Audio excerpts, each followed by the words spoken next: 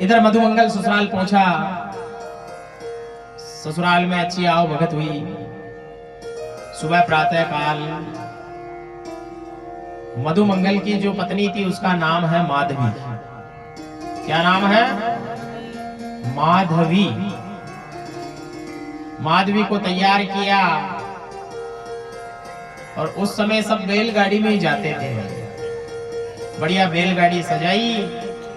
माधवी की माँ दौड़ी दौड़ी आई और माधवी से कहने लगी, सुनो माधवी, कि हाँ मैया बोलो, कि अब तू तेरे ससुराल जा रही है। तेरे ससुराल में तू किसी का ध्यान रखे या नहीं रखे, पर तेरे ससुराल में एक कृष्ण नाम का है, जिसका नाम है कृष्ण। उससे तुम बचकर रहना। कि क्यों मैया? बच के इसलिए रहना कि जो उसको देखता है वो उसी का ही हो जाता है। जो उसको देखता है ना वो उसी का हो जाता है, इसलिए तेरे को बच के रहना है। अब पियर में से जितने कपड़े मिले थे उसको, अड़ोसी केर पड़ोसी केर, माधवी ने क्या करा, सारे कपड़े उड़ लिए एक ही साथ कि चेहरा दिखाना ही नहीं है। मधुमंगल लेकर के अपनी माधवी को आ गया साहब। एक कदम के वृक्ष पे हमारे बाल गोपाल बैठे हैं और जैसे ही मधुमंगल को देखा आते हुए, बोला भाई बीननी लेके आ गया। देखो तो सही बीननी होती कैसी है। बीननी की दाढ़ी मूंछ भी होती है कि नहीं होती? क्यों? या कोई खाने की चीज तो नहीं है बीननी? भगवान समझते नहीं है, बालक अवस्था में है कि मैं तो देखूंगा। कदम के वृक्ष से नीचे कूदे और मधुमंगल से कहने लगे कि लेके आ गया बीननी। मधुमंगल कहने लगा, हाँ कन्हैया, मैं तो तेरे से बड़ा हूं, तू छोटा है, तो वो तेरी भाभी है। अब तो तू जाके देख सकता है, पीछे जा, रथ में पीछे पर्दा उठा के देख तेरी भाभी को। पीछे गए गोविंद और गोविंद कहने लगे, हे माधवी।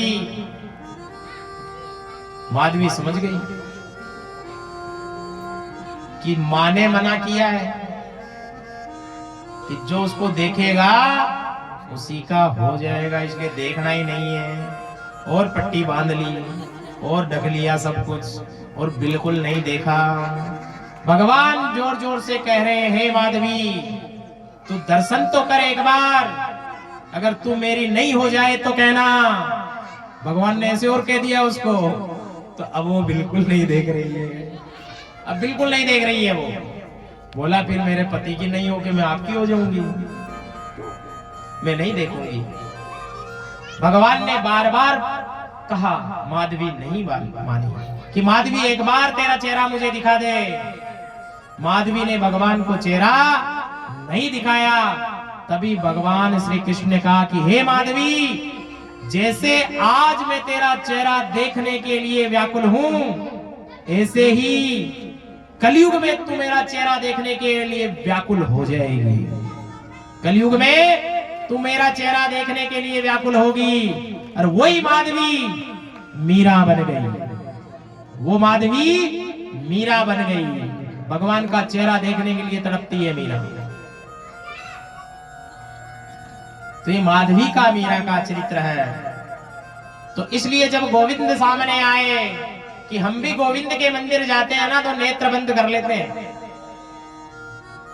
करते हो नहीं? ईमानदारी से बताओ। भगवान के मंदिर में गए, राम दरबार में गए, कहीं गए तो आपके नेत्र सजल होंगे, बंद हो जाएंगे 2 मिनट के लिए, 1 सेकंड के लिए हो गए। क्यों होता है? क्योंकि मूर्ति में जो बैठा परमात्मा ये कहना चाहता है कि मैं तेरे हृदय में भी विराजमान हूं, इसको भी जागृत करो। पर लोग इसको जागृत नहीं करते हैं, सीधा वहीं जाते हैं। तो वहां एप्लीकेशन कब लगेगी? जब यहां से पास होगी। यहां से पास होगी ना एप्लीकेशन, तब वहां लगती है। अब आप सीधा वहीं लगाते हो, इसलिए पास नहीं होती है। पहले यहां लगाओ, उसके बाद वहां लगाओ। तो ये अनेक प्रकार की लीला है भगवान की, अनेक प्रकार का चरित्र है गोविंद का बाल लीलाओं में। तो आइए माखन चोर की लीला में हम भगवान का आनंद लेते हैं। बोले बाकी बिहारी लाल की।